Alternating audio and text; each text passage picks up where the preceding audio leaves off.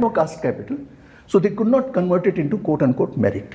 मुझ जैसे लोग, जैसे मेरा ही आप उदाहरण लीजिए, मेरे दादा के पास 200 एकड़ से ज़्यादा ज़मीन थी, यानी उनकी अपनी ज़मीन नहीं थी, जाति के कारण वो पेशवाई जो हुकूमत थी उसके तहत उनको पेशवाओं के लिए टैक्स इकट्ठा करने के लिए ये हक दिया गया था इस ज़मीन पर। तो जाति के कारण उनके पास ज़मीन थी।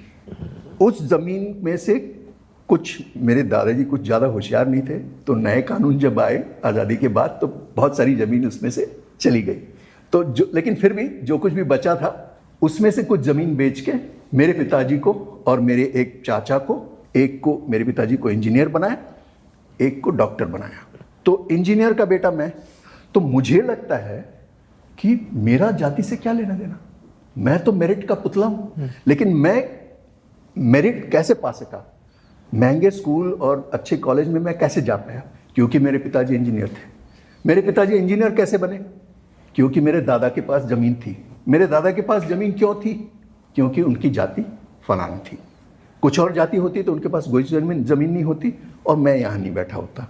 लेकिन मेरी पीढ़ी तक आते आते ये जो मेरिट की भाषा है ये इतनी सुदृढ़ हो गई और लोग वाकई, ये मुझ जैसे लोग वाकई ये मानने लगे कि ये वो जो कुछ भी हैं वो केवल और केवल मेरिट के कारण है, उनका जाति से कुछ लेना देना ही है। और दूसरी तरफ आप देखिए कि जिन लोगों को सबसे ज़्यादा नुकसान पहुंचा है जाति से, उनको हर बार जाति के परचम के नीचे उनको आंदोलन निकालना पड़ता है कि हमें कुछ दो, क्योंकि वो तो डॉक्टर इंजीनियर नहीं बन पाए, और वो नहीं बन पाए तो फिर उनको स्टेट की मदद चाहिए कि थ्रू द मार्केट उनको कुछ नहीं मिलेगा। और आज मेरे बेटे को अगर मुझे पढ़ाना होता कहीं, कोई चंदा वंदा दे करके किसी कॉलेज में, मैं कहीं भी पढ़ा सकता था, क्योंकि मेरे पास उस समय पैसे थे।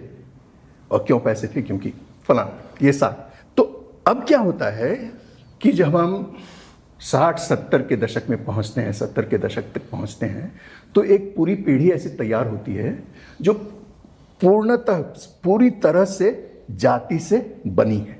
लेकिन उसको ऐसा होते हुए भी उसको ये पूरा एहसास है या यकीन है उसको कि उसका जाति से कुछ लेना देना नहीं है। तो एक तरफ तो ये तबका जो मानता है कि अब हम, ये जो चला था ना कि मेरी जाति हिंदुस्तानी, सारे ऐसे ही लोग हैं। आप ही सोचिए किसको ये मौका मिलेगा कि वो सोचे कि मेरी जाति नहीं है। जिसकी जाति कथित तौर पे निचली जात के हैं, उनको समाज हर रोज सिखाएगा कि तू इस जात का है, औकात में रह। अमीर ही तो कह सकता है ना कि मैंने सब तज दिया, मैं मामूली आदमी हूँ, मुझे पैसों से कुछ लेना देना नहीं है। गरीब कहेगा कि मेरा पैसों से कुछ लेना देना नहीं है, तो उसको समाज बताएगा कि कितने औकात में हो तुम। जाति में एक बहुत बड़ी दरार आ गई है। जिनको जाति से सबसे ज़्यादा फायदा हुआ है उनको लगता है आज जाति का मतलब केवल निम्न जाति है, हम जैसे लोगों का जाति से कोई लेना देना नहीं है। और दूसरी तरफ उन लोगों को लगता है जो इन कथित निम्न जातियों से है कि बिना जाति का नारा लगाए बिना हमें कुछ नहीं मिलेगा। तो एक तबका वो हाइपर विजिबल हो गया, उनकी जाति हाइपर विजिबल हो गई, जाति के बिना वो कुछ भी नहीं पाएंगे। और एक तबके की जाति इनविजिबल हो गई। तो ऐसा होने से संवाद